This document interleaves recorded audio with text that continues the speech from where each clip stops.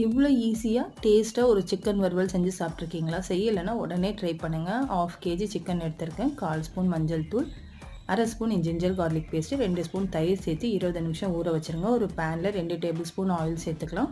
1/4 spoon மஞ்சள் தூள், மிளகாய்த்தூள், தனியாத்தூள், கரம் மசாலா, பெப்பர் எல்லாமே 1/2 ஸ்பூன் சேர்த்துக்கோங்க. 1 ஸ்பூன் இஞ்சி பூண்டு பேஸ்ட்டு சேர்த்துட்டு நல்லா இந்த எண்ணெயிலே மிக்ஸ் பண்ணி விடுங்க. ஸ்லோ ஃப்ளேமில் வச்சு ஒரு 1 மினிட்க்கு நல்லா வதக்கி விட்டதுக்கப்புறம் நம்ம ஊற வச்ச சிக்கனை சேர்த்துக்கணும்.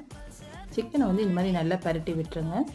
இப்போ இதுக்கு தேவையான அளவு சால்ட் ஆட் பண்ணிவிட்டு நல்லா மிக்ஸ் பண்ணி ஒரு 3லேருந்து 4 நிமிஷம் வதக்கி விடுங்க. சிக்கன்லேருந்து கொஞ்சம் தண்ணி வரும். இன்னும் கொஞ்சம் தண்ணி ஆட் பண்ணிக்கலாம். ஒரு 1/4 டம்ளர் ஆட் பண்ணிவிட்டு மூடி வச்சு ஒரு 20 மினிட்ஸ் அளவுக்கு குக் பண்ணலாம். இடையில கலந்து விட்டுக்கோங்க. 20 நிமிஷத்துக்கு அப்புறம் சிக்கன் சூப்பராக வெந்து வந்திருக்கும்.